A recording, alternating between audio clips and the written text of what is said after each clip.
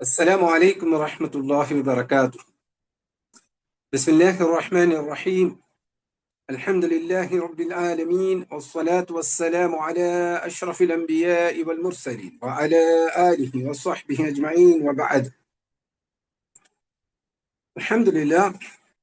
القرآن உடைய 67வது சூரா, சூரத்துல் முல்க் அல்லது சூரத்துல் தபாரக் என்று சொல்லப்படக்கூடிய அந்த சூரா, அதனுடைய ஒரு அறிமுகம், அதற்கு பிறகு அதனுடைய முதல் 5 ஆயத்துகளுடைய விளக்கம் முடிக்கப்பட்டு இன்றைக்கு இன்ஷா அல்லாஹ் இந்த வகுப்பில் 6வது ஆயத்தினுடைய விளக்கத்திற்கு நாம் நகர்கிறோம். 5வது ஆயத்துல நம்ம பார்த்தோம், அல்லாஹ் சுப்ஹானஹு வ தஆலா பூமிக்கு அருகில் உள்ள அந்த வானத்திலே கீழான வானம், அதை அலங்காரமான விளக்குகளால் அல்லாஹ் சுப்ஹானஹு வ தஆலா அலங்கரித்தார்கள். அவை வானத்திற்கு அலங்காரமாகவும் இருக்கின்றன. அதே சமயத்தில் வானத்துக்கு அருகில் வந்து மலக்குகள் பேசுவதை ஒட்டு கேட்டு பூமிக்கு சென்று சொல்லக்கூடிய ஜின்களில் உள்ள ஷைத்தான்களை விரட்டக்கூடிய கற்களாகவும் இருக்கின்றன அப்படிங்கிறத நம்ம பார்த்தோம். அந்த மாதிரி செய்யக்கூடிய ஜின்களில் உள்ள அந்த ஷைத்தான்களுக்கு அல்லாஹ் சுப்ஹானஹு வ தஆலா சயீர் என்ற அந்த நரகத்தை தயாரித்து வைச்சிருக்கிறாங்க. வஅதத்னா லஹும் அஸாப் ஸயீர், அந்த சயீர் என்ற கொழுந்து விட்டு எரியக்கூடிய அந்த நெருப்பினுடைய தண்டனையை, வேதனையை அல்லாஹ் சுப்ஹானஹு வ தஆலா ஜின்களில் உள்ள அந்த ஷைத்தான்களுக்கு தயார் செய்து வைத்திருக்கிறார்கள் என்று அல்லாஹ் சொன்னதை பார்த்தோம். இது ஜின்களுக்கு மட்டுமல்ல, மனிதர்களுக்கும் கூட, மனிதர்கள் யார் காஃபிர்களாக இருக்கிறார்களோ அவர்களுக்கும் கூட நரகத்தினுடைய இந்த வேதனை தயார் செய்து வைக்கப்பட்டுள்ளது என்று அல்லாஹ் சுப்ஹானஹு வ தஆலா சொல்வதை இந்த ஆயத்தில் நம்ம பார்க்கிறோம். அல்லாஹ் சுப்ஹானஹு வ தஆலா சொல்றாங்க, வலில்லதீன கஃபரூ பிரப்பிஹிம் அஸாபு ஜஹன்னம வபிஸல் மஸீர். இதுதான் இன்னைக்கு நம்ம பார்க்க போற ஆயத். வலில்லதீன கஃபரூ, இன்னும் நிச்சயமாக யார் குஃப்ர் செய்கிறார்களோ, நிராகரிக்கின்றார்களோ, அஸாபு ஜஹன்னம், அவர்களுக்கு ஜஹன்னம் நரகத்தினுடைய வேதனை இருக்கிறது. வபிஸல் மஸீர், அதுதான் சேரும், இறுதியாக சென்று சேரும் இடங்களில் மிகவும் மோசமானது என்று அல்லாஹ் சுப்ஹானஹு வ தஆலா சொல்றாங்க. ஒரு சின்ன ஆயத்தான் இது, ஆனா இதுல நிறைய விஷயங்கள் நாம் தெரிந்து கொள்ள வேண்டி இருக்கிறது. அவற்றை நம்ம பார்ப்போம் இன்ஷா அல்லாஹ். அல்லாஹ் சுப்ஹானஹு வ தஆலா இந்த ஆயத்தை எப்படி ஆரம்பிக்கின்றாங்க? வலில்லதீன கஃபரூ பிரப்பிஹிம், யார் தங்களுடைய ரப்பை குஃப்ர் செய்கிறார்களோ நிச்சயமாக அவர்களுக்கு உரியது அஸாபு ஜஹன்னம், ஜஹன்னமுடைய நரகத்தினுடைய வேதனை என்று அல்லாஹ் சுப்ஹானஹு வ தஆலா சொல்றாங்க. இங்க நம்ம 2 வார்த்தைகளை பார்க்க போறோம். ஒன்னு ரப், இன்னொன்று இந்த கஃபரு என்ற அந்த வார்த்தை. ரப் அப்படின்னா என்ன? ரா பா பா, இந்த 3 எழுத்துக்கள்ல இருந்து ரப்ப யருப்பு அப்படிங்கிற வார்த்தைகள் எல்லாம் வருது. ரப் அப்படின்னா என்ன அப்படின்னா, நிறைய பேர் ரப் அப்படின்னா படைப்பாளன் அப்படின்னு மொழிபெயர்த்துறாங்க. அல்லாஹ் படைப்பாளன் என்பதை நமக்கு சொல்லக்கூடிய அல்லாஹ்வுடைய பெயர் எது? அல் ஹாலிக். அல் ஹாலிக், அல் ஹாலிக் அப்படின்னா படைப்பாளன். இப்ப ரப் அப்படின்னா என்ன? ரப் என்பதுல படைத்தல் என்பதும் வரும். ஆனா அதே சமயத்துல அந்த படைத்தல் என்பதோடு அது முடிவடைந்து விடாது. மாறாக ரப் அப்படிங்கிறவங்க என்ன, ஒன்றுமே இல்லை அப்படிங்கிற நிலையில் இருந்து இருக்கிறது என்ற நிலைக்கு கொண்டு வருதல். இதுதான் முதல்ல. மனிதன் என்ற ஒன்று கிடையவே கிடையாது, இல்லையா? அப்ப அல்லாஹ் சுப்ஹானஹு வ தஆலா மனிதனை படைக்க வேண்டும் என்று நாடுகிறார்கள், முடிவு செய்கின்றார்கள். அதற்கு பிறகு மனிதனை படைக்கிறாங்க. அப்ப அதுக்கு முன்னாடி வரைக்கும் மனிதன் அப்படின்னு ஒன்று இருந்தாங்கன்னா இல்லை. அல்லாஹ் அதை நாடி அதை படைத்து விட்ட பிறகு இருக்கிறார்கள். அப்ப இல்லை அப்படிங்கிற அந்த நிலையில் இருந்து இருக்கிறோம் அப்படிங்கிற நிலைக்கு அல்லாஹ் கொண்டு வர்றாங்க. பாத்தீங்களா? இது ரப்பனுடைய அந்த முதல் விஷயம். இங்கிலீஷ்ல சொன்னா ஃப்ரம் நத்திங் டு சம்திங். நம்ம நத்திங்கா இருந்தோம், ஒண்ணுமே கிடையாது. அப்படி மனுஷன் ஒன்னே கிடையாது. அங்கிருந்து ஒரு சம்திங், ஒரு மனிதன் அப்படிங்கிறது அல்லாஹ் சுப்ஹானஹு வ தஆலா படைச்சிட்டாங்க. அப்ப அந்த நத்திங்னஸ்ல இருந்து ஒரு சம்திங் அப்படிங்கிறது வந்துருது. இல்லை அப்படிங்கிற, ஒன்றுமே இல்லை அப்படிங்கிற இடத்துல இருந்து மனிதன் அப்படின்னு ஒண்ணு இருக்கிறாங்க அப்படின்னு வந்துருது. அது முதல் மனிதருக்கு மட்டுமல்ல, ஒவ்வொரு மனிதருக்கும் தான். அல்லாஹ் சுப்ஹானஹு வ தஆலா ஒவ்வொரு மனிதனையும் படைக்கிறான் இல்லையா?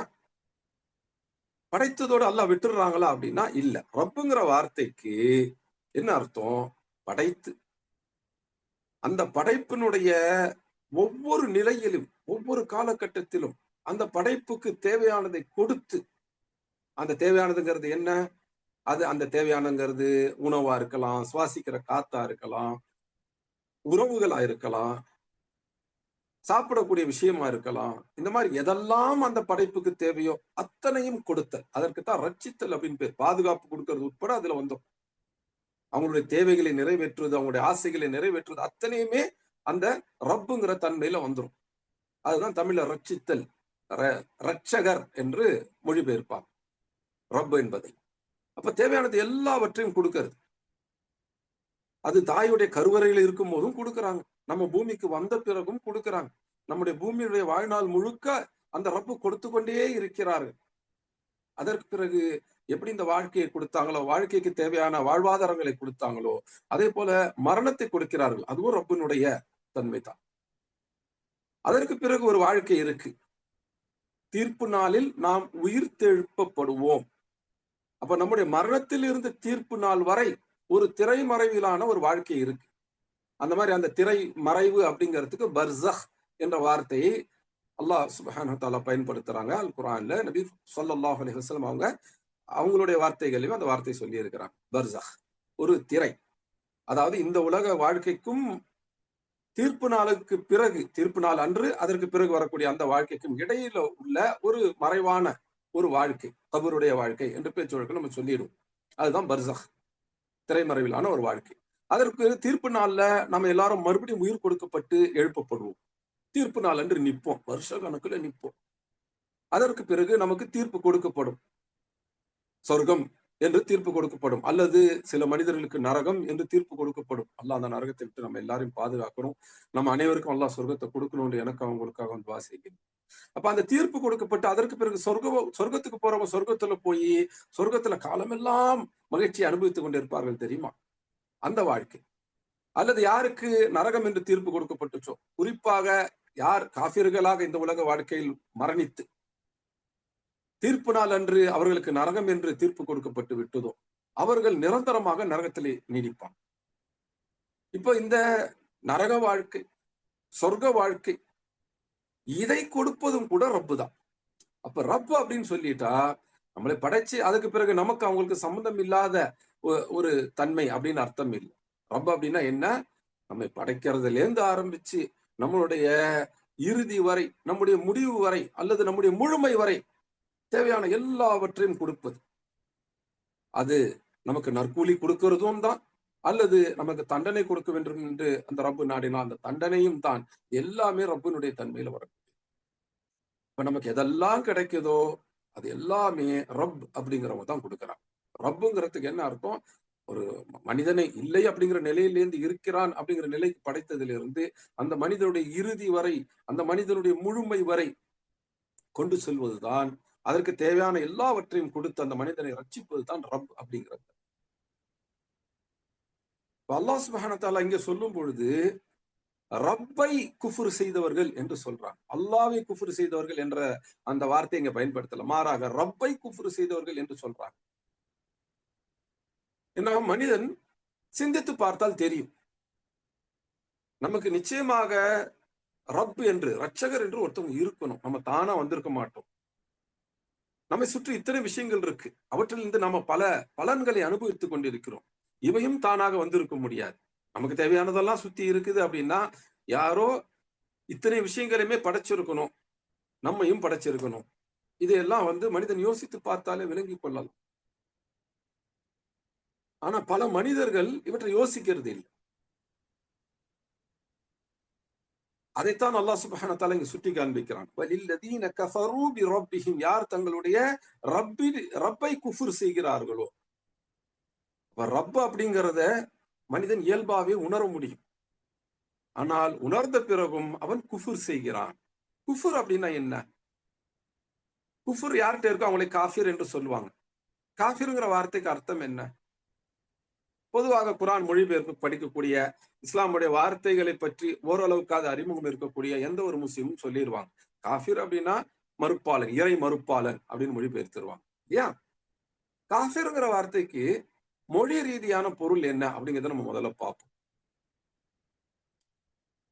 காஃப், ஃபா, ரா இந்த 3 எழுத்துக்கள்ல இருந்து கஃபர அப்படின்ற வார்த்தை வருது. கஃபர அப்படின்னா என்ன மொழி ரீதியாக? குரான் இறக்கப்படுறதுக்கு முன்னால் இருந்த அரபிகள் கஃபர என்ற வார்த்தை, அதிலிருந்து வரக்கூடிய காஃபிர் என்ற வார்த்தை, அதை எதற்கு பயன்படுத்துவாங்க அப்படின்னா, ஒரு விவசாயி,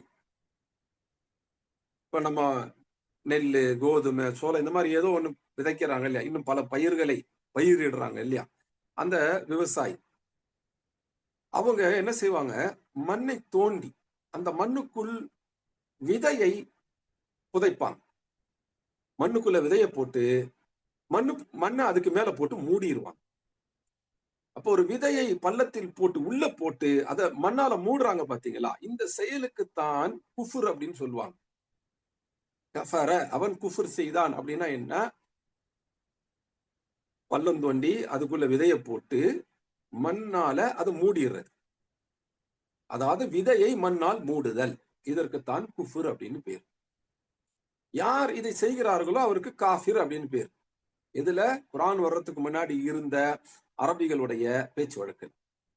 இப்ப காஃபிர் அப்படின்னா மொழி ரீதியா என்ன அர்த்தம், ஒரு பள்ளம் தோண்டி அதுக்குள்ள விதையை போட்டு அதுக்கு மேல மண்ணு போட்டு மூடுறாங்க இல்லையா, அவங்களுக்கு காஃபிர் அப்படின்னு. அல்லாஹ் சுப்ஹானஹு வ தஆலா அல் குர்ஆன்ல யார் தங்களுடைய அந்த ஈமானை, அல்லாஹ் கொடுத்த அந்த இயற்கையான தன்மையை போட்டு உள்ள போட்டு அதற்கு மேல நன்றி கெட்ட தன்மையால அதை மூடி மறைக்கிறாங்களோ அவங்களே காஃபிர் என்று சொல்றாங்க. இதை புரிஞ்சுக்கணும்னா இன்னும் ஒரு விஷயம் நமக்கு புரியும். அல்லாஹ் சுப்ஹானஹு வ தஆலா மனிதனை படைக்கும் பொழுது அந்த மனிதன் அவனுக்கு தேவையான வழிகாட்டுதல் என்பதை கொடுக்காமலாம் அல்லாஹ் படைக்கல. இப்ப சில பேர் சொல்லுவாங்க, குறிப்பாக இறைவனை நம்பாதவர்கள், தமிழ்ல நாத்திகர்கள் என்று சொல்லுவோம் இல்லையா, இங்கிலீஷ்ல ஏத்திஸ்ட் அப்படின்னு சொல்லுவோம். இந்த நாத்திகர்கள், ஏத்திஸ்டுகள் என்ன சொல்லுவாங்க, ஒரு பிள்ளை பிறக்கும் பொழுது அதற்கு எந்த ஒரு மத நம்பிக்கையோ இறை நம்பிக்கையோ எல்லாம் கிடையாது, வளர்க்கிறவங்க தான் இந்த குறிப்பிட்ட கடவுளை நம்பு, இந்த குறிப்பிட்ட மதத்தை நம்பு அப்படின்னு சொல்லி வளர்த்துறாங்க அப்படின்னு சொல்றாங்க. ஆனால் அது உண்மை அல்ல. மனிதனை படைத்த அல்லாஹ் மனிதனுக்கு ஒரு இயற்கை தன்மையை கொடுத்திருக்கிறான். அது மனிதனுடைய இயல்பிலேயே உள்ளது. எப்படி மனுஷனுக்கு ரத்தம் அப்படிங்கிறது ஓடுவது என்பது அந்த உடலுக்குள்ளே ஓடுவதுங்கிறது இயல்பு, எப்படி சுவாசிக்கிறது, நம்ம காத்த உள்ள இழுக்கிறோம் வெளி விடுறோம் அப்படிங்கிறது இயல்பு, அதே போல மனிதனுடைய அடிப்படையான இயல்பு, தன்னை படைத்த இறைவன் ஒருத்தவங்க இருக்கிறாங்க, ரப்புன்ற ஒருத்தவங்க இருக்கிறாங்க, அவங்கள வணங்கணும், அவங்கள மட்டும்தான் வணங்கணும் என்ற அந்த தன்மை. இதுக்கு அரபியில அல் குர்ஆன்லயும் ஹதீஸ்லயும் அல் ஃபித்ரா அப்படின்னு சொல்லுவாங்க. அல் ஃபித்ரா, நம்ம பொதுவா ஃபித்ரா அப்படின்னா இந்த ரமலான் மாசம் நோன்பு முடிஞ்ச பிறகு பெருநாள் அன்னைக்கு காலையில உணவு பொருளோ அல்லது காசோ கொடுப்போம் இல்லையா, ஃபித்ரா காசு, ஃபித்ரா பணம் அப்படின்லாம் சொல்லுவோம் இல்லையா, அதுதான் நமக்கு ஃபித்ரா அப்படின்னா ஞாபகம் வர்றது. உண்மையில ஃபித்ரா அப்படின்னா என்ன அப்படின்னா இயற்கை தன்மை, அதற்குத்தான் ஃபித்ரா. அல்லாஹ் சுப்ஹானஹு வ தஆலா அல் குர்ஆன்ல சொல்றாங்க, சூரத்துர் ரூம் 30வது சூரா அதனுடைய 30வது ஆயத், 30வது சூரா அதனுடைய 30வது ஆயத். அல்லாஹ் சுப்ஹானஹு வ தஆலா சொல்றாங்க, ஃபஅகிம் வஜ்ஹக லித்தீனி ஹனீஃபா, உங்களுடைய முகத்தை நீங்கள் தீனி ஹனீஃபன், ஹனீஃப் ஆன அந்த தீனின் பக்கம் திருப்பிக் கொள்ளுங்கள். ஹனீஃப் அப்படின்னா என்ன, ஷிர்கை விட்டு முற்றிலுமாக விலகி தௌஹீதின் பக்கம் முற்றிலுமாக சாய்தல். தௌஹீத் அப்படின்னா என்ன, நம்மை படைத்த அந்த இறைவனாகிய நம்மை ரட்சிக்கக்கூடிய அந்த ரப், இறை இரட்சகராகிய அல்லாஹ்வை மட்டுமே வணங்கணும் அப்படிங்கிறது தான் தௌஹீத். ஷிர்க் அப்படிங்கிறது என்ன, நம்மை படைத்த அந்த இறைவனாகிய ரட்சகனாகிய அல்லாஹுக்கு சமமாக வேற எதையாவது ஒண்ணு கொண்டு வந்து நிறுத்துறது. அல்லாஹ்வை வணங்குறது மாதிரி அதை வணங்குறது, அல்லது அல்லாஹ்வை வணங்குறதை விட்டுட்டு அந்த இன்னொன்றை வணங்குவது. அந்த இன்னொன்றுங்கிறது என்ன? அல்லாஹ்வை தவிர எல்லாமே படைப்புகள் தான். அப்ப படைப்புகளை வணங்குறது தான் அது, உண்மையில சொல்ல போனா. படைத்த இறைவனை மட்டுமே வணங்குவதை விட்டு விட்டு படைத்த இறைவனையும் அதற்கூட இன்னொரு படைப்பையும் வணங்குறது, அல்லது படைத்த இறைவனை வணங்குறதை முற்றிலுமாக விட்டு விட்டு இன்னொரு படைப்பை வணங்குறது. படைத்த இறைவனாகி அல்லாஹ்வுக்கு பதிலாக இன்னொரு படைப்பை அல்லது இன்னும் பல படைப்புகளை வணங்குவது, இதற்கு ஷிர்க் அப்படின்னு பேர். ஷிர்க் அப்படின்னா சமமாக ஆக்குதல். அப்ப நம்மை ரட்சிக்கக்கூடிய அந்த ரப்பாகி அல்லாஹுக்கு சமமாக இன்னொன்றை ஆக்குதல், இதுக்கு தான் ஷிர்க் அப்படின்னு பேர். தௌஹீதுங்கிறது என்ன? அதுக்கு நேர் எதிர். நம்மை படைத்த நம்மை ரட்சிக்கக்கூடிய அந்த ரப்பாகி அல்லாஹுவை மட்டுமே வணங்கு, அல்லாஹுக்கு சமமா எதையும் ஆக்காம இருக்கிறது, இதுதான் தௌஹீத். இந்த ஷிர்கை முற்றிலுமாக கைவிட்டு விட்டு தௌஹீதின் பக்கம் முற்றிலுமாக சாய்தல், அதுக்கு தான் ஹனீஃப் அப்படின்னு பேரு. இப்ப ஒரு பக்க சார்பு இருக்கு இல்லையா, நீங்க ஒரு பக்கமா பேசுறீங்க, நீங்க ஒரு விஷயத்துக்கே ஆதரவு கொடுக்குறீங்க அப்படிங்கறத குறையாக சொல்லுவோம் இல்லையா. ஆனா தௌஹீதுடைய விஷயத்துல ஷிர்கை விட்டுட்டு தௌஹீதின் பக்கமா சாஞ்சு இருக்கிறது வந்து குறையில், அது ஒரு நிறை, அது ஒரு சிறப்பு.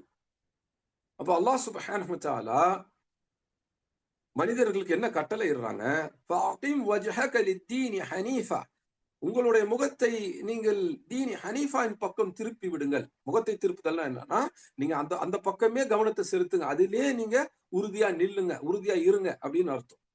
அப்போ அல்லாஹ் சுப்ஹானஹு வ தஆலா இந்த தீனுக்கு ஹனீஃப் என்ற வார்த்தையை சொல்றாங்க. ஏன்னா இந்த தீனுடைய சிறப்பு அம்சம், இஸ்லாம் என்ற இந்த தீனுடைய சிறப்பு அம்சம் எது? ஹனீஃப் என்ற அந்த தன்மை, ஹனீஃபியா என்ற அந்த தன்மை. ஹனீஃபியானா என்ன?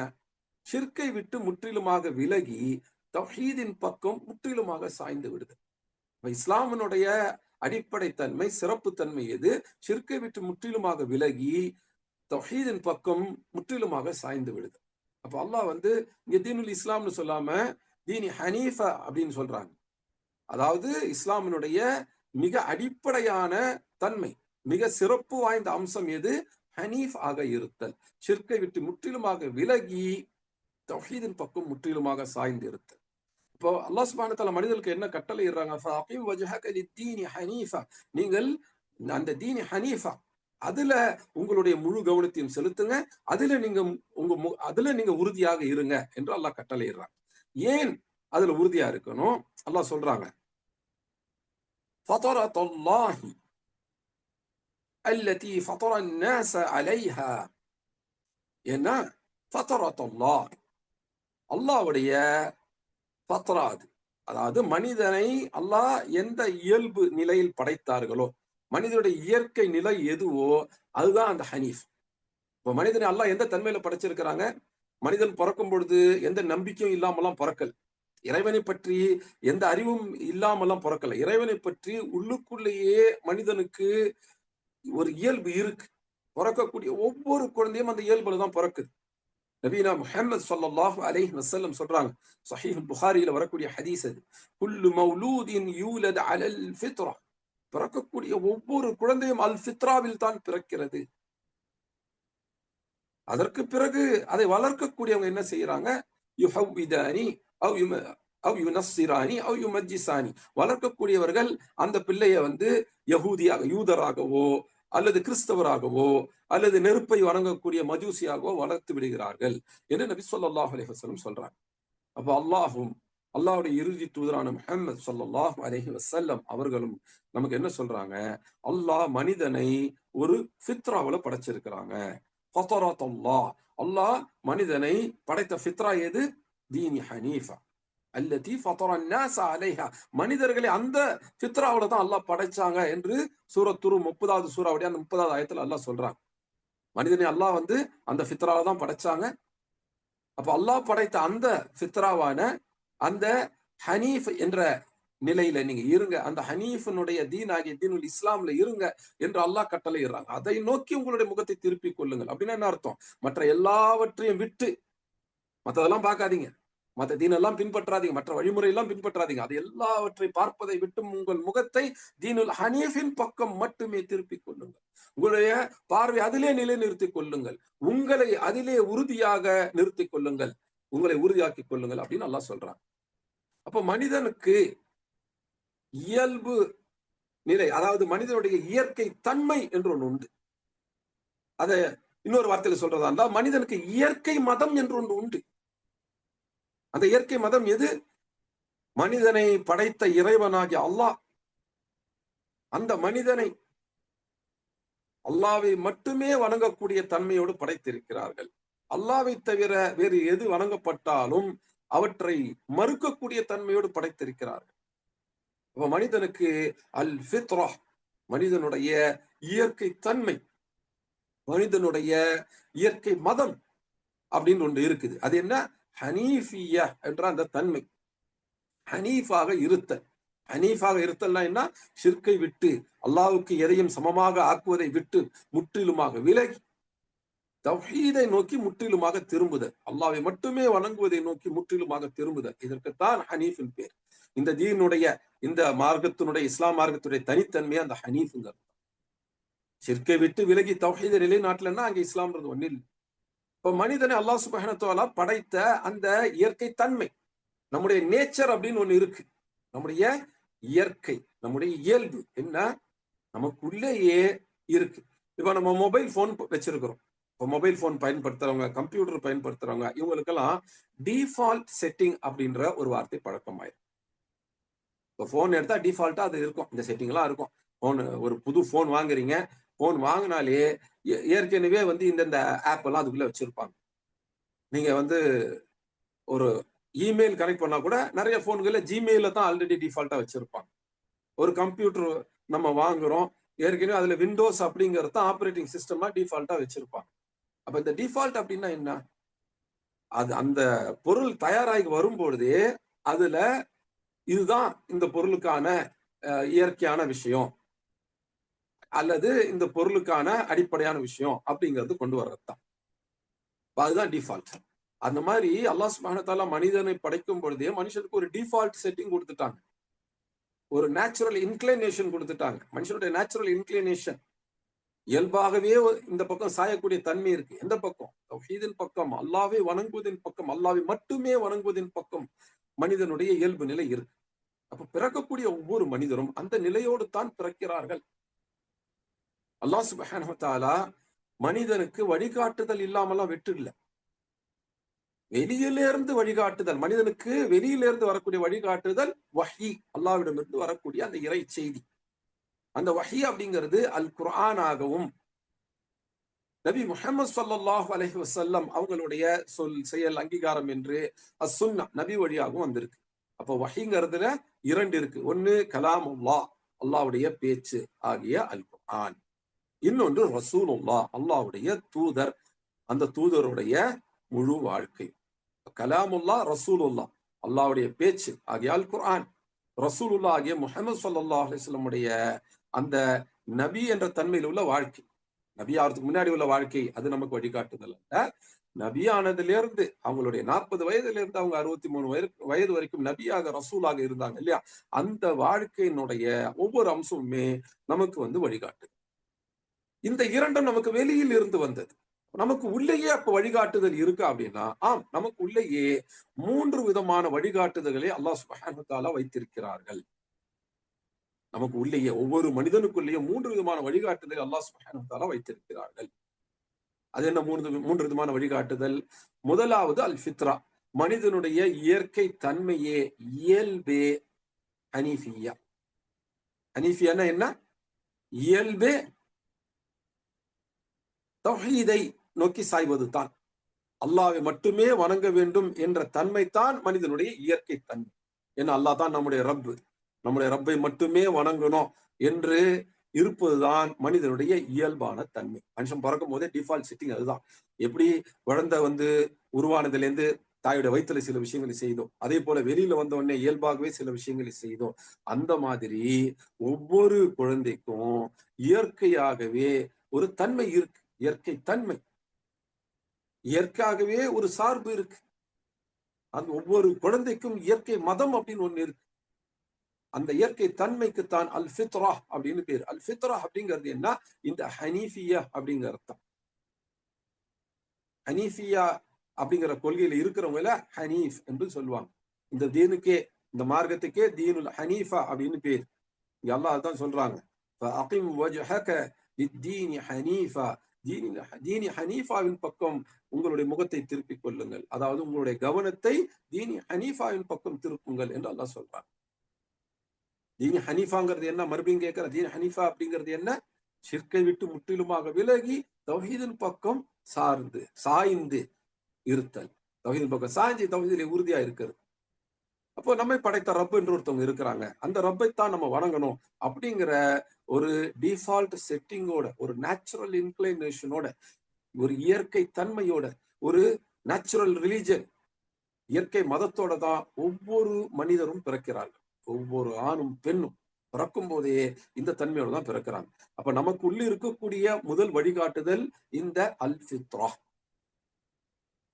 ஆனா வளர்க்கும் போது நம்மை வளர்க்கக்கூடியவங்க அல்லது நம்மை சுற்றி இருக்கக்கூடியவங்க எப்படி இருக்கிறாங்களோ அதனுடைய தாக்கத்தின் காரணமாக மனிதர்கள் என்ன ஆகுறாங்க, ஏதோ வேறொரு வழிக்கு கூட பல நேரங்கள்ல போயிடுறாங்க. ஒரு முஸ்லிம் சூழல்ல இஸ்லாம் தௌஹீத் ஒழுங்காக நடைமுறைப்படுத்தப்படக்கூடிய சூழல்ல ஒரு குழந்தை வளருதுன்னா அந்த குழந்தை அதனுடைய அந்த அல் ஃபித்ராவோடே வளரும், அந்த ஃபித்ரா பாதுகாக்கப்பட்டே வளரும். அப்ப இயல்பாகவே தௌஹீதை சார்ந்ததாகத்தான், தௌஹீதை நிலைநாட்டக்கூடியதான் அந்த பிள்ளை இருக்கும். அந்த பிள்ளை குர்ஆன் மூலமாகவும் சுன்னாவின் மூலமாக இஸ்லாமை படிக்கும் பொழுது தௌஹீதுல இன்னும் உறுதியாக தெளிவாக ஆகும். அல்லாஹ்வுக்கு கீழ்ப்படிதல்ல இஸ்லாம்ல இன்னும் தெளிவாக ஆகும், ஈமானில் வளரும். ஆனா அதற்கு மாறாக அந்த குழந்தை காஃபிர்களுக்கு மத்தியில, நிராகரிப்பாளருக்கு மத்தியில வளருது அப்படின்னா அந்த குழந்தை இறை நிராகரிப்பை பார்த்து இறை நிராகரிப்பை கேட்டு வளரும். அப்ப விரைவாக என்ன ஆகும், அந்த குழந்தையுடைய ஃபித்ரா அப்படிங்கிறது மூடி மறைக்கப்படும். அந்த குழந்தையோட இயற்கை தன்மை இருக்கு பாத்தீங்களா, அதற்கு மேல குஃபுர் விழுந்து அந்த ஃபித்ராவை மறைச்சிடும். சரி, இது குழந்தையா இருக்கும்போது நம்ம விட பெரியவர்கள் நம் மீது தாக்கம் ஏற்படுத்துவார்கள், இன்ஃப்ளூயன்ஸ் பண்ணுவாங்க.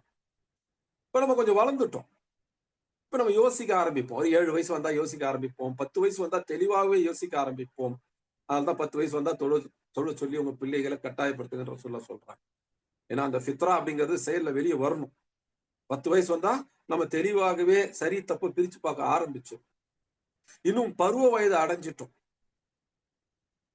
அப்படின்னா மிக தெளிவாக எது சரி எது தவறு, எது சத்தியம் எது அசத்தியம், எது சத்திய மார்க்கம் உண்மையான மதம், எது அசத்திய மார்க்கம் பொய்யான மதம் என்பதை புரிந்து கொள்ளக்கூடிய தன்மைக்கு நம்ம வந்துடும். அப்படி புரிந்து கொள்ள செய்வதற்கு இன்னும் 2 விஷயங்கள் நமக்குள்ளே இருக்கின்றன. அந்த இன்னும் 2 விஷயங்கள் என்ன அப்படின்னா அல் ஹிஸ், இது ஒன்று. இன்னொன்று அல் அக்ல். அல் ஹிஸ் அல் அக்ல் என்று கூடுதலாக இன்னும் 2 விஷயங்கள் இருக்கு. அடிப்படையாக நம்ம பிறக்கும் போதே அல் ஃபித்ராவோடு பிறக்கிறோம். இயற்கை தன்மை ஷிர்கை விட்டு தௌஹீதை நோக்கி திரும்புறது, நம்ம ரப்பை மட்டுமே வணங்குறோம் அப்படிங்கிற ஒரு இயல்போடு தான் நம்ம பிறப்போம். கூடுதலாக நமக்குள்ள விஷயங்கள் என்ன, அல் ஹிஸ். ஹிஸ் அப்படின்னா என்னன்னா உணர்வு என்று சொல்லலாம். ஹிஸ் அப்படின்னா உணர்வு. இங்கிலீஷ்ல சொன்னா சென்ஸ் அப்படின்னு சொல்லலாம்.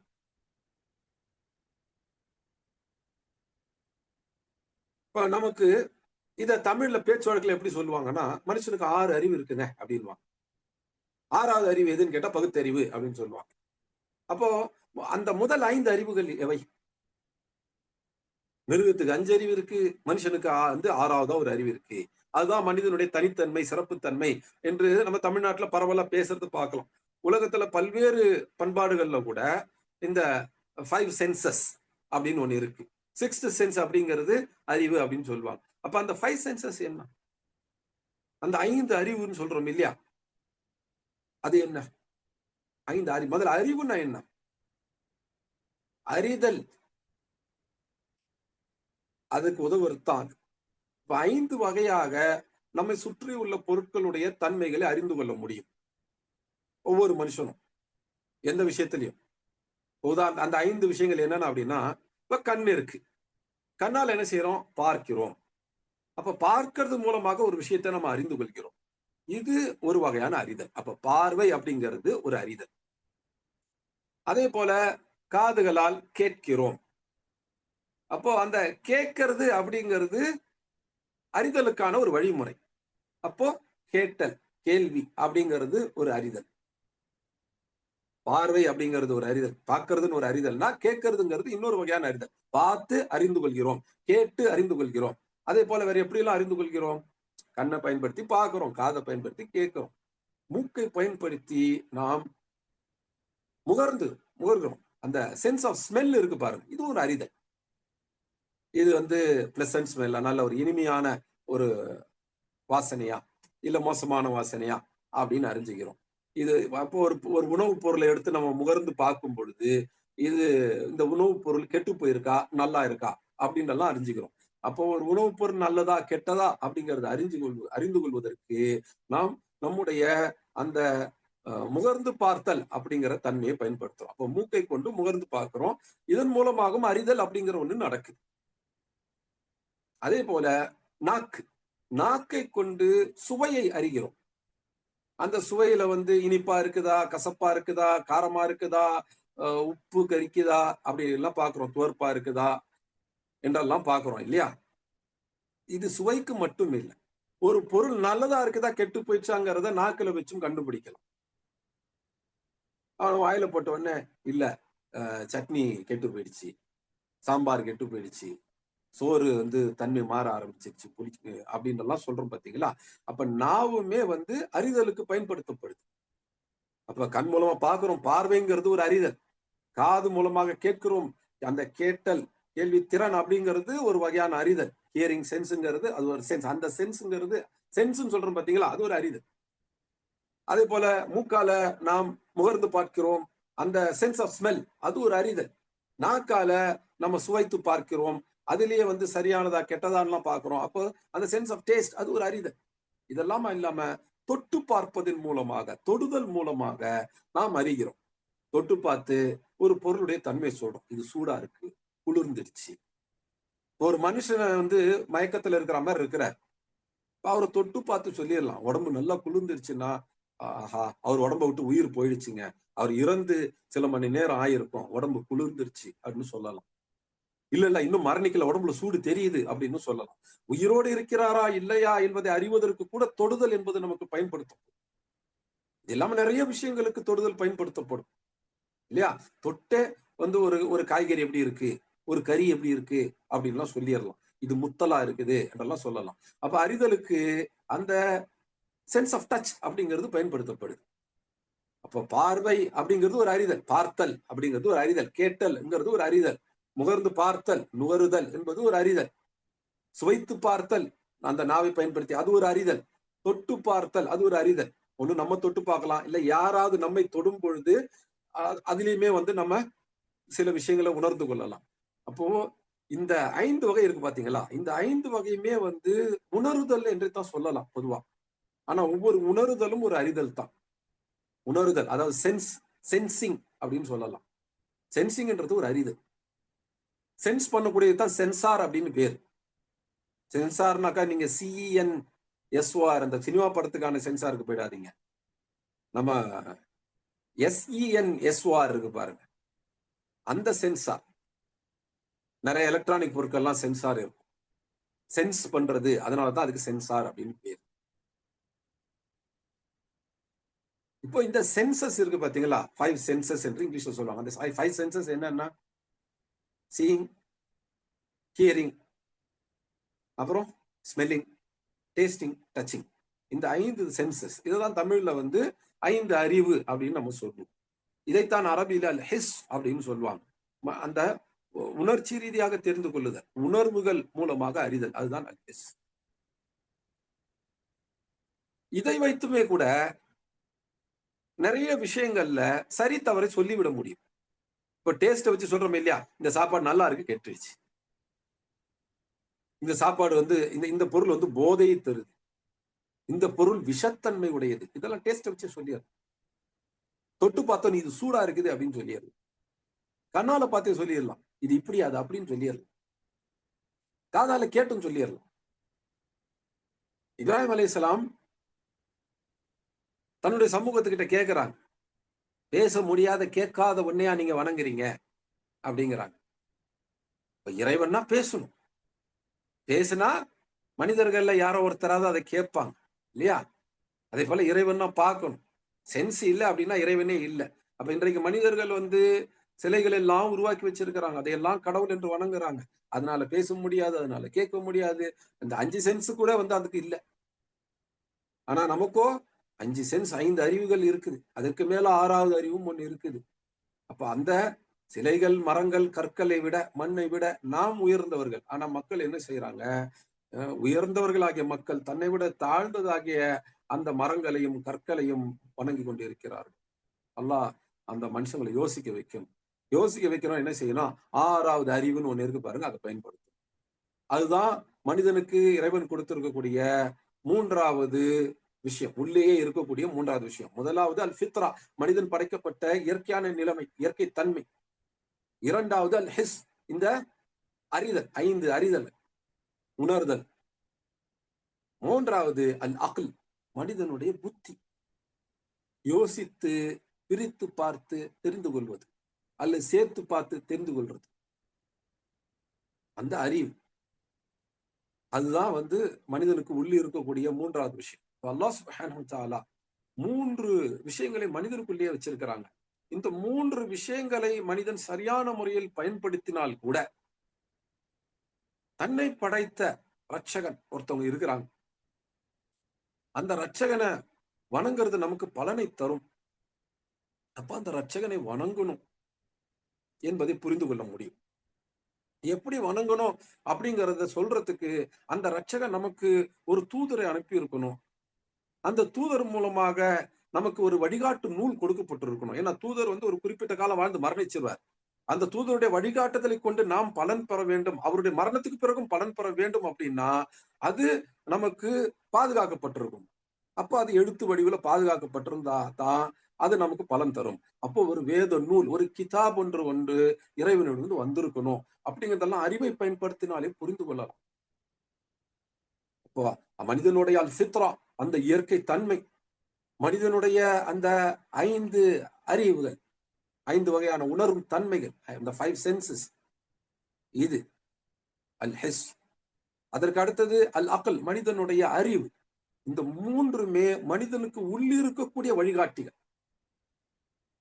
இந்த 3ஐ சரியாக மனிதன் பயன்படுத்தினால் கூட போதும், தான் இருப்பது தவறான வழிமுறை என்பதை புரிந்து கொள்ளலாம். இத அறக்குறையா பயன்படுத்தின ஆட்கள் தவறை விட்டு வெளியே வந்துடுறாங்க. சரியாக பயன்படுத்தினால் அவங்க நேர்வழியை நோக்கி வந்துருவாங்க. இதை அரைக்குறையாக பயன்படுத்தின ஆட்கள்ல ஒருத்தர் தமிழ்நாட்டுல இருந்த தந்தை பெரியார் என்று சொல்லப்படக்கூடிய ஈவே ராமசாமி, ஈவேரா பெரியார். இவர் தன்னுடைய அறிவை ஒரு குறிப்பிட்ட அளவுக்கு பயன்படுத்தினார். அப்ப என்ன புரிஞ்சிச்சு அவருக்கு? தன்னை சுற்றி மக்கள் வணங்கி கொண்டிருக்கக்கூடிய இந்த சிலைகள், இந்த மரங்கள், இவையெல்லாம் கடவுளாக இருக்க முடியாது அப்படிங்கறத அவர் புரிஞ்சுக்கிட்டார். அதே போல தன்னை சுற்றி உள்ள மனிதர்கள் பலருக்கிட்டையும் இருக்கக்கூடிய ஒரு குறிப்பிட்ட மதம், இது மனுஷனை இன்னொரு மனுஷன் அடிமைப்படுத்துவதற்கு பயன்படுத்தப்படுகிறது. அப்ப இந்த மதத்தை மனுஷன் தான் உருவாக்கி இருக்கணும் அப்படின்னு புரிஞ்சுக்கிட்டார். அப்ப மனிதர்கள் உருவாக்கின பல கடவுள்களை அவர் மறுத்தார். மனிதன் உருவாக்கின சில குறிப்பிட்ட மதங்களை அவர் மறுத்தார். அப்போ பல தவறுகளில் இருந்து அவர் வெளியே வர முடிந்தது. பல தவறுகள் இருந்து, எல்லா தவறுல இருந்து வெளியே வரல. அவருடைய அக்ல், அவருடைய ஹிஸ், உள்ளுணர்வு, இந்த ரெண்டுத்தையும் அவர் நிறைய பயன்படுத்தினார். ஆனா முழுமையாக சரியாக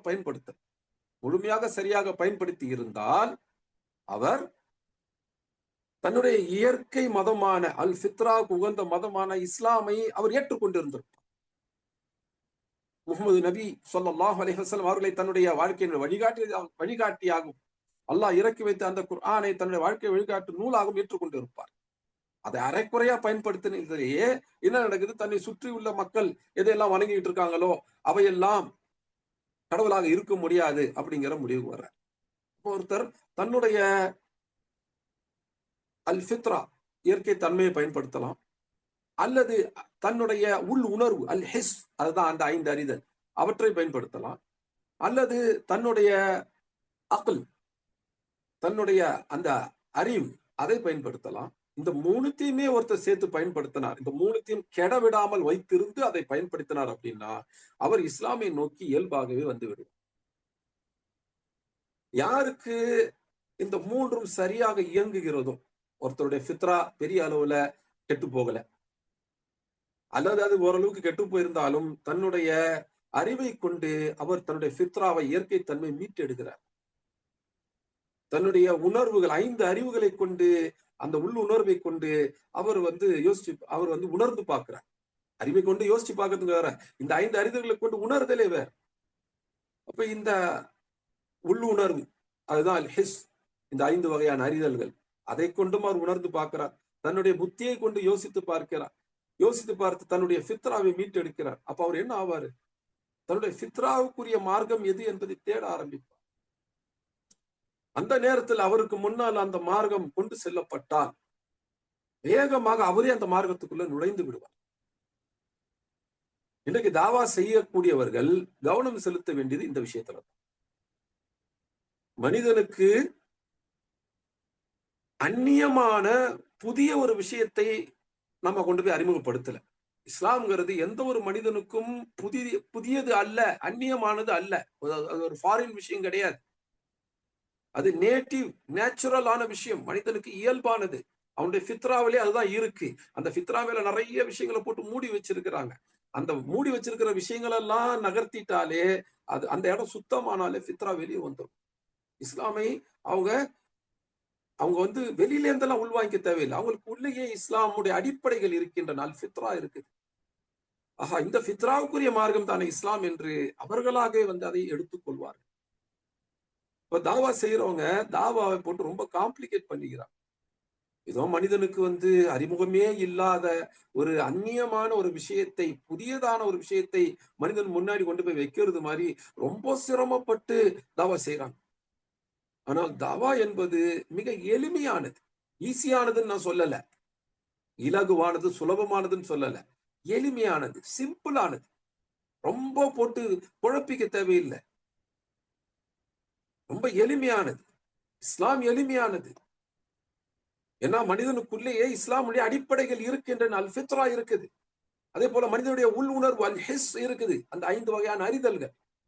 அந்த உள்ளுணர்வை பயன்படுத்தினால் கூட எந்த ஒரு மனிதனும் தன்னை சுற்றி மக்கள் வணங்கி கொண்டிருக்கக்கூடிய பல விஷயங்களும் படைப்புகள் தான் என்பதை விளங்கிவிட முடியும். எனக்கு இருக்கக்கூடிய அந்த பார்வைங்கிற சக்தி கூட அவங்க கடவுள் சொல்றதுக்கு இல்லையே. நான் கூட பல பேருடைய விஷயங்களை காதுல வாங்குறேன். அவங்க கடவுள் சொல்ற விஷயத்தால எதையுமே காதுல வாங்க முடியாது. நான் முகர்ந்து அறிவதை கூட அவங்க கடவுள் வச்சிருக்கிற அந்த விஷயத்தால முடியாது. அந்த கடவுளுக்கு முன்னாடி படையல்னு சொல்லி விதவிதமான சாப்பாடு வைக்கிறாங்க. அந்த படையல் எடுத்து நான் சாப்பிட முடியும். அதுல எது இனிப்பு, எது துவர்ப்பு, எது கசப்பு, எது உவர்ப்பு, இதெல்லாம் என்னால பிரிச்சு சொல்லிட முடியும்.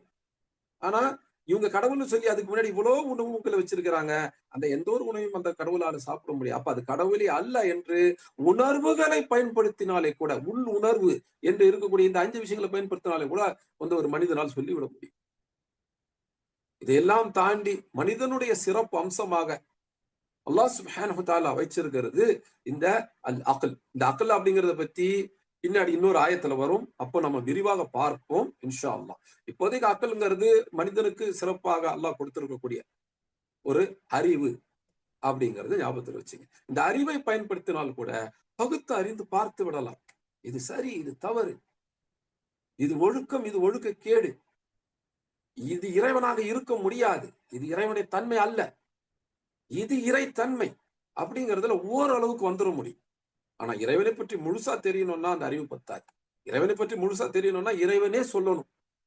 அதுதான் அல்லாஹ் குர்ஆன்ல சொல்லி இருக்கிறாங்க. அதே போல அல்லாஹ் தன்னுடைய தூதருக்கு சொல்லி இருக்கிறாங்க. அப்ப அல் குர்ஆன் மூலமாகவும் ரசூலுல்லாஹ் மூலமாகவும் தான் நாம் இறைவனை பற்றிய சரியான முழுமையான ஒரு அறிவை பெற முடியும். ஆனா இறைவன் இருக்கிறார், நம்மை படைத்த ஒருத்தர் இருக்கிறார், ரட்சகர் இருக்கிறார். அந்த படைத்தவர் தான் வணங்கப்படுவதற்கு தகுதியானவர். நாம் அந்த படைப்பரை வணங்க வேண்டும். வணங்குவதன் மூலமாகத்தான் நமக்கு நேர்வழி கிடைக்கும்.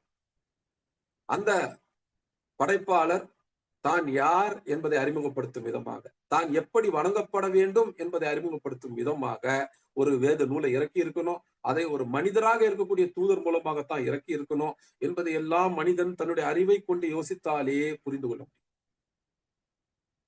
அந்த அறிவை பயன்படுத்தினால் அந்த தூதரை நோக்கி, அந்த வேத நூலை நோக்கி அந்த மனிதன் புறப்படுவான், தேடும்.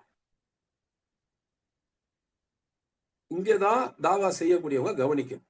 தாவா செய்யக்கூடியவங்க மனிதனுடைய அல் ஃபித்ரா, அல் ஹிஸ், அல் அக்ல், அதாவது மனிதனுடைய அந்த இயற்கை தன்மை, மனிதனுடைய உள்ளுணர்வாக இருக்கக்கூடிய இந்த 5 அறிதல்கள், அதே போல மனிதனுடைய அந்த அல் அக்ல் அறிவு என்ற அந்த சிறப்பு தன்மை, இந்த மூன்றையும் குறிவைத்து இந்த மூன்றுக்கு ஏற்றுக்கொள்வது போல தாவாவை முன்வைத்தால் போதுமானது.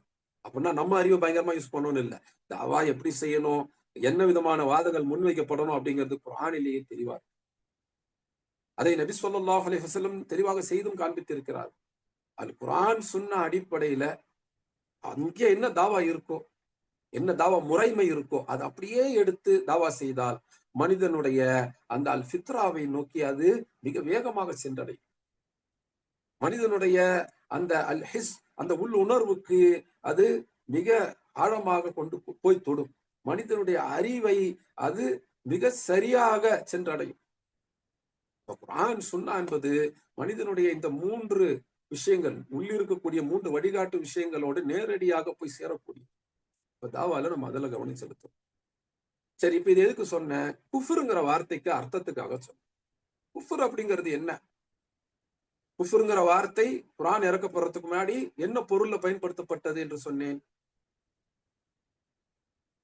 ஒரு விவசாயி மண்ணை தோண்டி பள்ளம் எடுத்து அந்த பள்ளத்துக்குள்ள ஒரு விதையை போட்டு அதுக்கு மேல மண்ணை போட்டு மூடிடுறான்.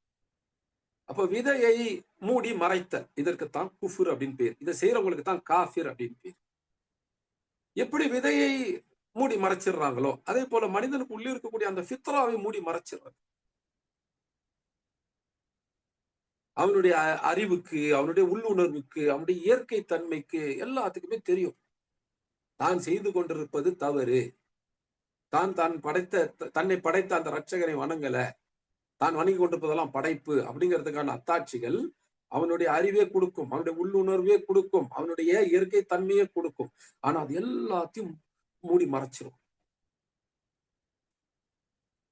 தன்னை சுற்றி இறைவனுடைய அருட்கொடைகள் இருக்கிறத பார்ப்போம். தனக்குள்ளேயே இறைவனுடைய அருட்கொடை இருப்பதை ஒவ்வொரு ஆணும் பெண்ணும் உணர்ந்து கொள்ள முடியும்.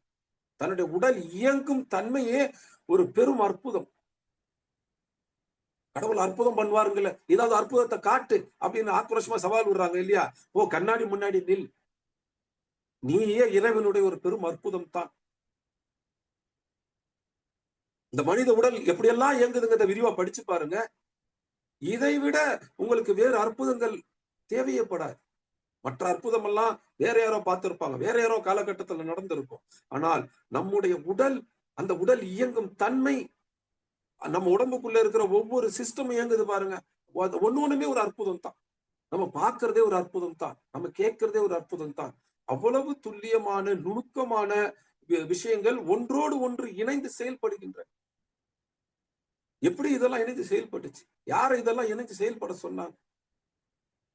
இத்தனையுமே படைத்து இந்த உடம்புக்குள்ள யார் வச்சாங்க? நம்ம உடலை பார்த்தாலே போதும், வேறு எந்த ஒரு அற்புதத்தையும் நம்ம தேட தேவையில்லை. அதே போல நம்ம சுத்தி உள்ள ஒவ்வொரு விஷயத்தையும் பார்க்கலாம். வானம் எப்படி இருக்குது, பூமி எப்படி இருக்குது, நம்மை சுற்றி உள்ள அந்த இயற்கை என்று நம்ம சொல்லக்கூடிய விஷயங்கள்லாம் எப்படி இருக்குது என்று யோசித்து பார்த்தால் கூட, அவற்றை சிந்தித்து பார்த்தால் கூட இவ்வளவு அத்தாட்சிகள் நம்மை சுற்றி இருக்கிறவன் அப்படின்றத புரிஞ்சுக்கலாம். இவ்வளவு அத்தாட்சிகளை வைத்துக் கொண்டு மனிதன் தன் உடலுக்குள்ளேயும் தன்னை சுற்றியும் இவ்வளவு அத்தாட்சிகளை வைத்துக் கொண்டிருக்கிறான். இறைவனுடைய அந்த இரட்சகனுடைய அருட்கொடையை ஒவ்வொரு நாளும் மனிதன் அனுபவித்துக் கொண்டிருக்கிறான். மனிதன் சுவாசிக்கக்கூடிய காற்றை மனிதன் உருவாக்கவில்லை. மனிதன் பார்ப்பதற்கு ஒளி தேவைப்படுது. லைட் இருந்தா தான் கண்ணு வேலை செய்யும். இருட்டுல கண்ணை திறந்து பாருங்க, எந்த வெளிச்சம் இல்லாத இருட்டுல கண்ணை திறந்து பாருங்க, ஒண்ணும் பார்க்க முடியாது. கண் பார்வையோடு இருந்தால் கூட, நாம குருடு இல்ல, நமக்கு கண் பார்வை இருக்குது என்றாலும் கூட கண் இயங்குவதற்கு கண்ணுல வெளிச்சம் படணும். அப்ப நமக்கு பார்வை என்று ஒன்று இருந்தாலும் கூட அந்த ஒளி வெளிச்சம் என்பது ஒன்று இல்லை அப்படின்னா கண்ணை வச்சு ஒரு பலனும் இல்லை. இந்த வெளிச்சத்தை மனிதன் படைக்கவில்லை. சில பேர் சொல்ல, அப்ப டியூப் லைட் எல்லாம் மனுஷன் படைக்கலையான்னு. வெளிச்சம் என்ற ஒரு விஷயத்தை தெரிஞ்ச பிறகுதான் டியூப் லைட் வழியா வெளிச்சத்தை கொண்டு வர முடியுங்கிறது உங்களுக்கு தெரியுது. அந்த டியூப் லைட்ல வெளிச்சம் வர்றதுக்குமே இயற்கையில இருக்கக்கூடிய பொருளை தானே நீங்க எடுத்து பயன்படுத்துறீங்க. நீங்களாம் ஒரு பொருளை உருவாக்கி இல்லையே. பூமியில இருக்கக்கூடிய அந்த கனிமங்கள், மினரல்ஸ் எல்லாம் எடுத்து தானே பயன்படுத்துறீங்க.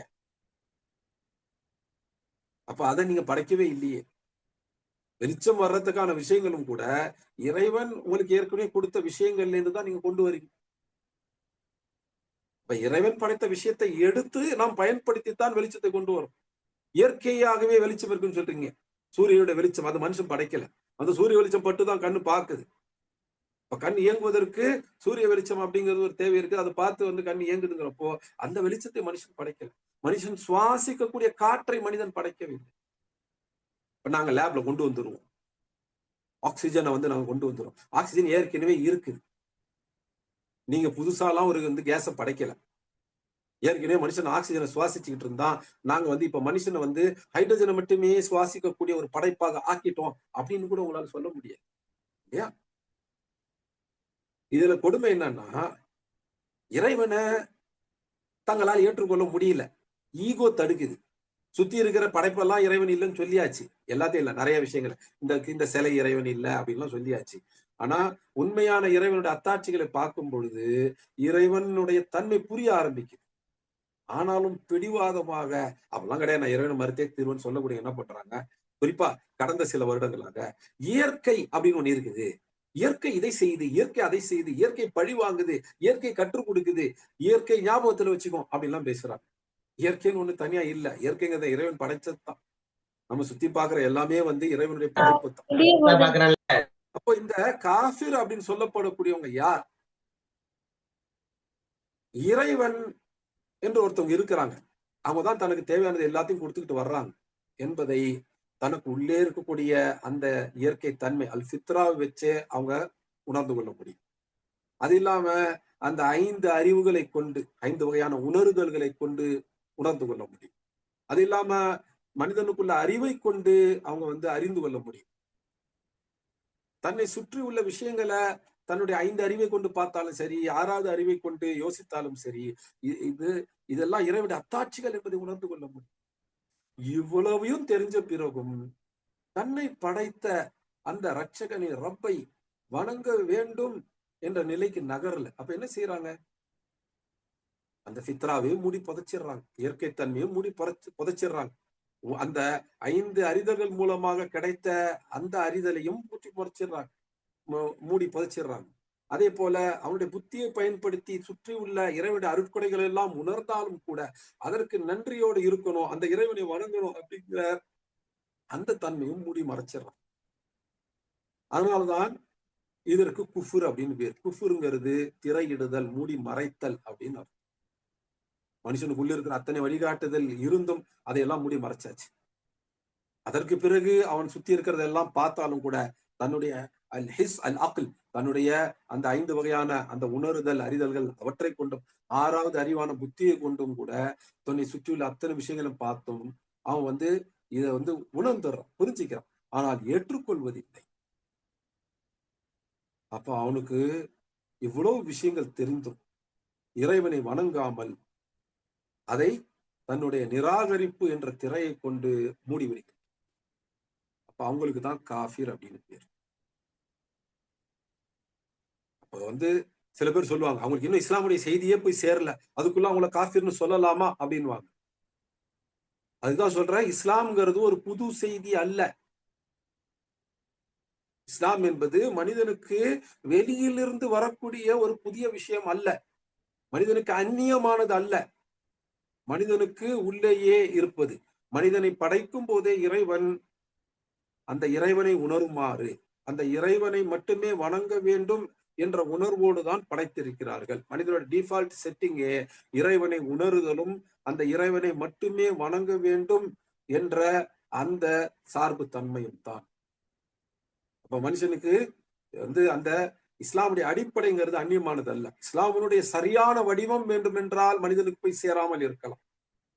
ஆனால் ஒவ்வொரு மனிதருக்குள்ளேயும் இருக்கக்கூடிய அந்த அல் ஃபித்ரா இயற்கை தன்மை, அந்த அல் ஹிஸ் அந்த 5 வகையான உணர்தல்கள், அந்த புத்தி, ஆறாவது அறிவு என்று சொல்லக்கூடிய அந்த புத்தி, அல் அக்ல், இந்த மூன்றும் சரியாக பயன்படுத்தப்பட்டாலே ஒரு மனிதன் குஃபுருனுடைய பெரும்பாலான விஷயங்களை விட்டு வெளிவந்துவிடும். இன்னும் சொல்ல போனால் குஃபுருடைய எல்லா விஷயங்களை விட்டு கூட வெளிவந்துவிடும்.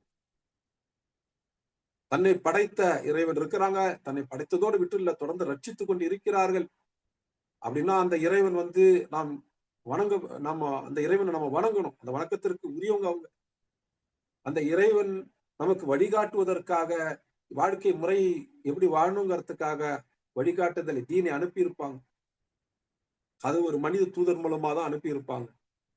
அந்த வழிகாட்டுதல் அந்த தூதருடைய காலகட்டத்துக்கும் பிறகு இருக்கணும்னா அந்த வழிகாட்டுதல்கள் ஒரு புத்தகமாகத்தான், ஒரு வேத நூலாகத்தான் வந்திருக்கணும். இதையெல்லாம் அந்த தூதர் யார், அந்த வேத நூல் எது அப்படிங்கறத தேடி இந்த மனிதர் போயிருப்பாங்க. அப்ப அந்த தேடுதல் கூட இல்லை அப்படின்னா அவங்க தெளிவான காஃபிர் இல்லையா? தேடுதல் இருந்தாலும் அவங்க அதை அடைஞ்சு கொண்டாதான் முஸ்லீம்.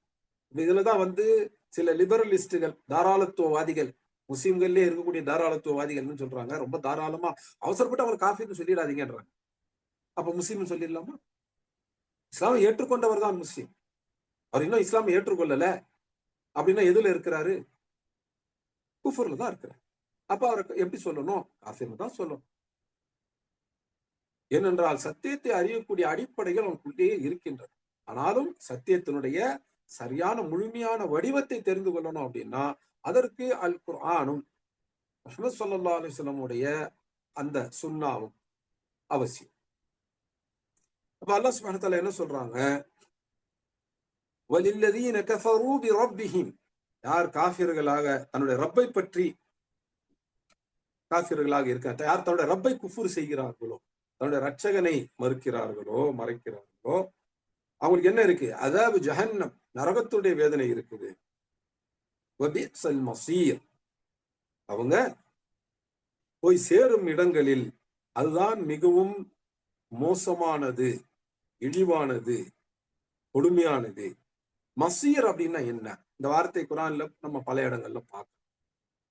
மசீர் அப்படின்னா சேரும் இடம்.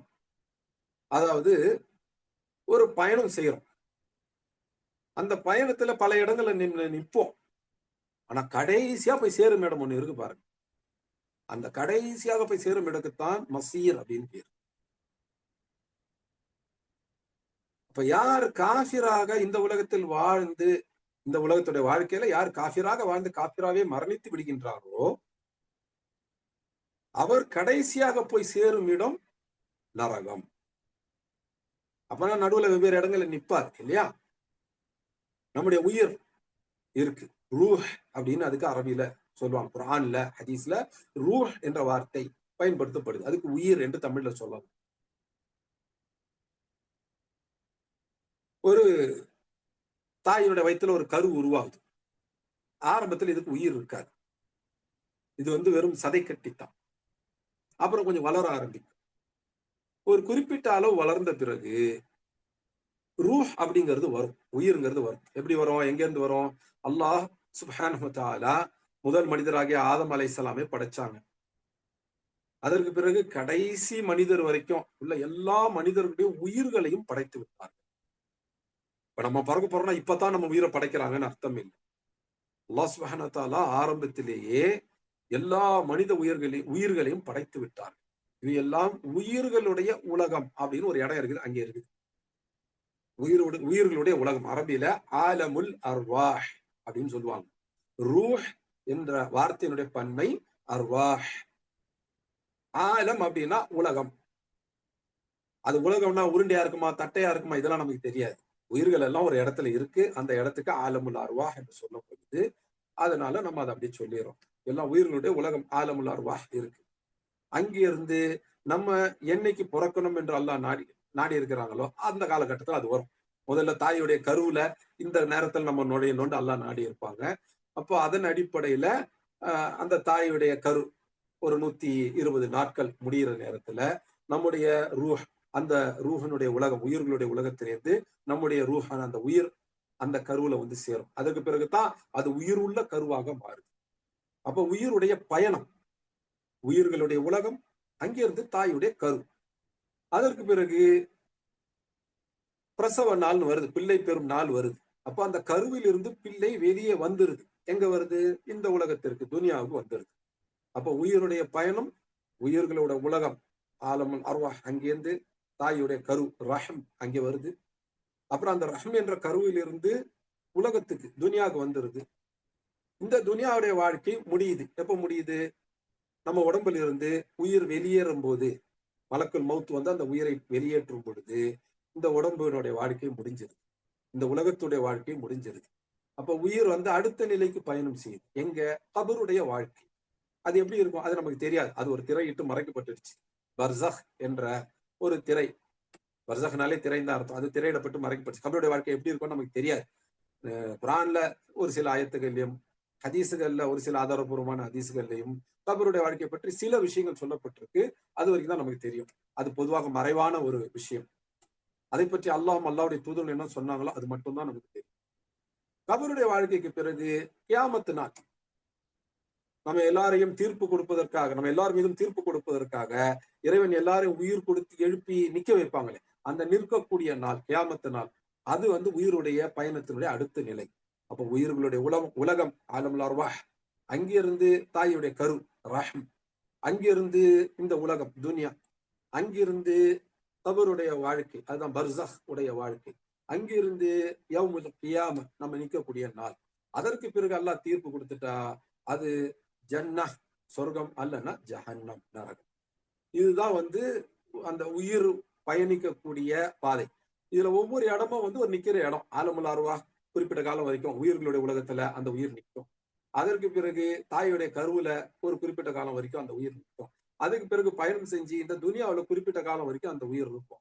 அதற்கு பிறகு பயணம் செஞ்சு பர்சஹனுடைய வாழ்க்கையில அந்த குறிப்பிட்ட காலம் வரைக்கும் அந்த உயிர் இருக்கும். அதற்கு பிறகு கியாமத்து நாள்ல தீர்ப்பு கொடுக்கக்கூடிய அந்த நிற்கக்கூடிய நாள்ல குறிப்பிட்ட காலம் வரைக்கும் அந்த உயிர். அதனுடைய இறுதி சேரும் இடம் எது? காஃபிராக இந்த உலகத்துல வாழ்ந்து மடிஞ்சிட்டா அந்த உயிருடைய இறுதி சேரும் இடம் ஜஹன்னம். அதான் அல்லாஹ் சொல்றாங்க,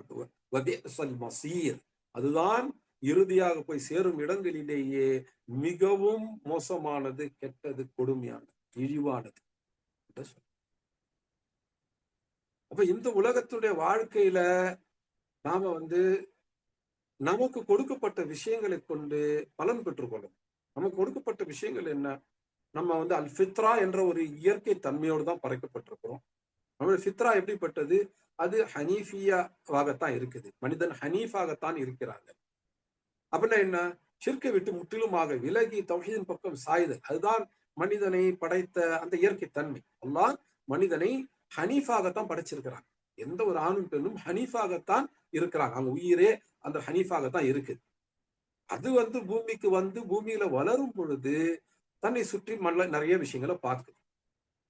அதை வந்து பார்க்கும்போது பார்க்குது, நான் கண்ணால பார்க்கறது மட்டுமில்ல, கேட்குது, உணருது. அதாவது அந்த 5 வகையான அறிவுகளை கொண்டு தன்னை சுற்றியுள்ள விஷயங்களை அனுபவிக்கும்.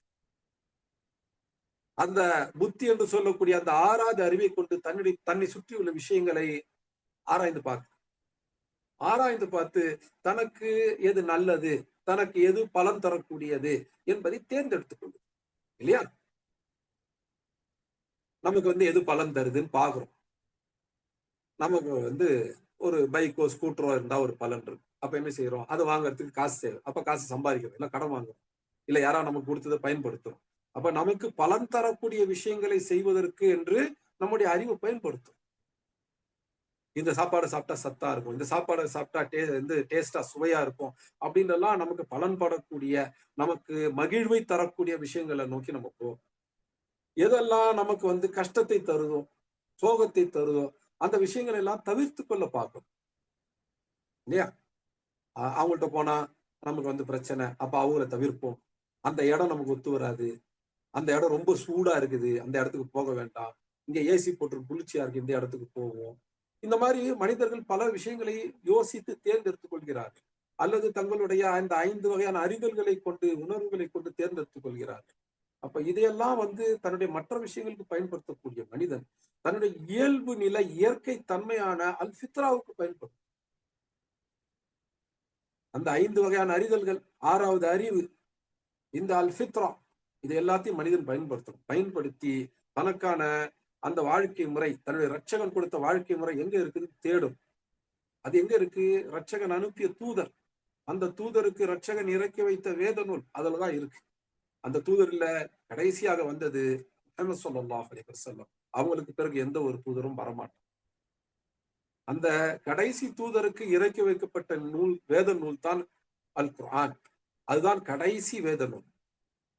அதற்கு அவங்களுக்கு பிறகு முஹம்மது ஸல்லல்லாஹு அலைஹி வஸல்லம் பிறகு எந்த ஒரு தூதரும் வரப்போறது இல்லை என்பதனால் அவங்களுக்கு பிறகு எந்த ஒரு வேத நூலும் யாருக்கும் கொடுக்கப்பட போறது. அப்போ முஹம்மது ஸல்லல்லாஹு அலைஹி வஸல்லம் தான் கடைசி தூதர். அவங்களுக்கு இறக்கி வைக்கப்பட்ட வேத நூலாகிய குர்ஆன் தான் கடைசி வேதம். அந்த குர்ஆனை எப்படி நடைமுறைப்படுத்த வேண்டும் என்பதை அந்த முஹம்மது ஸல்லல்லாஹு அலைஹி வஸல்லம் என்ற அந்த இறை தூதருடைய வாழ்க்கையை கொண்டு நம்ம யார் அதை செய்யலையோ அவங்க காஃபிராக வாழ்வாங்க. கடைசி வரைக்கும் அதை செய்யலைன்னா காஃபிராகவே மரணிப்பான். அப்ப அல்லாஹ் சுப்ஹானஹு வ தஆலா என்ன சொல்றாங்க? வலில்லதீன கஃபரூ பிரப்பிஹிம், யார் தங்களுடைய ரப்பை, இங்க அல்லாஹ்னு கூட சொல்லல, அவன் தன்னுடைய ரப் என்று சொல்றான், தன்னுடைய ரட்சகனை யார் உணர்ந்து கொள்ளவில்லையோ, உணர்ந்து ஏற்றுக்கொள்ளவில்லையோ, இவ்வளவு விஷயங்கள் கொடுக்கப்பட்டும் கூட தன்னுடைய ரட்சகனை உணர்ந்து ஏற்றுக்கொள்ளவில்லையோ, அவங்களுக்கு என்ன? அதாபு ஜஹன்னம், ஜஹன்னம் நரகத்தினுடைய வேதனை தான் அவர்களுக்கு, அந்த வேதனை தண்டனை தான் அவர்களுக்கு. அதுதான் போய் இறுதியாக சேரும் இடங்களில் மிகவும் கெட்டது, மோசமானது, இழிவானது என்று அல்லாஹ் சுப்ஹானஹு வ தஆலா எச்சரிக்கை செய்யறான். இதுக்கு முந்தின ஆயத் 5வது ஆயத்துல ஜின்கள்ல உள்ள காஃபிர்களுக்கு, ஷைத்தான்களுக்கு என்ன தண்டனை என்று சொன்னாங்க. இப்போ இந்த 6வது ஆயத்துல இருந்து மனிதர்களுக்கு என்ன விதமான தண்டனை, மனிதர்கள் உள்ள காஃபிர்களுக்கு என்ன விதமான தண்டனை, அந்த நரகம், நரகத்துடைய தண்டனை எப்படிப்பட்டது என்ற வர்ணனை தான் அடுத்து இன்னொரு 5 ஆயத்துகளுக்கு வரப்போகுது. அதுதான் நம்ம பார்க்க போறோம் இன்ஷா அல்லாஹ். அப்ப இதுல இருந்து இன்றைக்கு நம்ம பார்த்த ஆயத்திலிருந்து நாம் கற்றுக்கொண்ட முக்கியமான விஷயங்கள் என்ன அப்படின்னா, குஃப்ர், காஃபிர் இந்த வார்த்தையின் அடிப்படை என்ன? எதையாவது உள்ள போட்டு மூடி மறைக்கிறதுக்கு பேர் தான் குஃப்ர். யார் அப்படி மூடி மறைக்கிறாங்களோ அவங்களுக்கு தான் காஃபிர். இது மொழி ரீதியான பொருள். ஷரியா ரீதியாக, இஸ்லாமிய சட்ட ரீதியாக என்ன பொருள் அப்படின்னு பார்த்தோம்னா, யார் அந்த அல் ஃபித்ராவை உள்ள போட்டு மறைச்சிக்கிறாங்களோ, இறைவனுடைய இவ்வளவு அத்தாட்சிகள் இருந்து தன்னுடைய உள்ளுணர்வை கொண்டும் புத்தியை கொண்டும் அவற்றையெல்லாம் உணர்ந்தும் புரிந்தும் கொண்டு விட்ட பிறகும் அதையெல்லாம் உள்ள போட்டு மறைச்சிக்கிறாங்க. இன்னும் பலருக்கு தாவா போய் சேர்ந்து இருக்கும், நபி நம்முடைய வாழ்க்கை வரலாறு போய் சேர்ந்து இருக்கும், குரான் அவங்களுடைய மொழியில மொழிபெயர்க்கப்பட்டு போய் சேர்ந்து இருக்கும், அதற்கு பிறகும் எடுத்துக்க மாட்டாங்க. இவ்வளவு விஷயங்கள் கிடைத்த பிறகும் யார் இவற்றையெல்லாம் மறைத்து விட்டு தங்களுடைய அந்த நிராகரிப்பிலேயே நீடித்துக் கொண்டிருக்கிறார்கள், அவர்களை அல்லாஹ் காஃபிர் என்று தான் சொல்கிறார். அந்த காஃபிர்களுக்கு நிரந்தர நரகம், அதுதான் போய் சேரும் இடங்களில் கெட்டது. காஃபிராக ஒருத்தர் மரணிச்சிடுறாருன்னா நரகத்துக்கு போயிடுவார். அதுக்கு பிறகு சொர்க்கத்துக்கு போவாரா அப்படின்னு கேட்டா அல்லாஹ் என்ன சொல்றாங்க?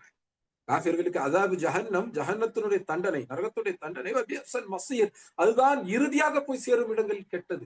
அப்ப காஃபிர்கள் ஆக ஒரு சிலர் மரணிச்சுட்டாங்க, ஒருத்தர் காஃபிராக மரணித்து விட்டார் அப்படின்னா அவரு நரகத்துக்கு தான் போய் சேருவாரு. அங்கேருந்து பிறகு சொர்க்கத்துக்கு எல்லாம் வர முடியாது. இறுதியாக போய் சேரும் இடம் அது மஸீர். அதை விட்டு அவர் வெளியே வரவே முடியாது. ஒருத்தர் முஸ்லீமாக வாழ்ந்து மரணித்து விட்டார், ஆனா நிறைய பாவங்களை செஞ்சிருக்கிறாருன்னா அவரு அல்லாஹ் நாடினால் நரகத்துக்கு போவாரு, தண்டனை அனுபவிப்பார்.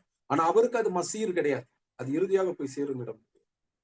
அங்கே சில காலம் இருந்துட்டு நரகத்தை தண்டனை அனுபவித்துட்டு பிறகு அவர் சொர்க்கத்துக்கு வந்துருவார். சொர்க்கம் தான் அவருக்கு மஸீர். ஆனால் காஃபிராக யார் மரணித்து விட்டார், சில பேர் காஃபிராக வாழ்ந்து மரணிக்கும் போது முஸ்லீமா மாறி மரணிச்சிடுவாங்க, அவங்க நேர சொர்க்கத்துக்கு போயிடுவாங்க இன்ஷா அல்லாஹ். ஆனா யார் மரணிக்கும் போது காஃபிராக மரணிக்கிறார் அவருக்கு இறுதியா சேரும் இடம் நரகம் தான். சில பேர் வாழ்நாள் எல்லாம் முஸ்லீமா வாழ்ந்துட்டு கடைசி காலகட்டத்துல காஃபிராக மாறி மரணிச்சிருவாங்க. வாழ்நாள் எல்லாம் முஸ்லீமாக வாழ்ந்ததுனால அவங்க தப்பிப்பாங்களான்னா இல்ல. உங்களுடைய மரணத்தின் போது நீங்க எதுவாக இருக்கின்றீர்களோ அதுதான் உங்களுக்கு தீர்ப்பு. மரணத்தின் போது காஃபிராக மரணித்து விட்டால் நரகம் தான் இறுதியாக போய் சேரும். அவங்க ஒரு காலத்திலும் சொர்க்கத்துக்கு போகவே முடியாது.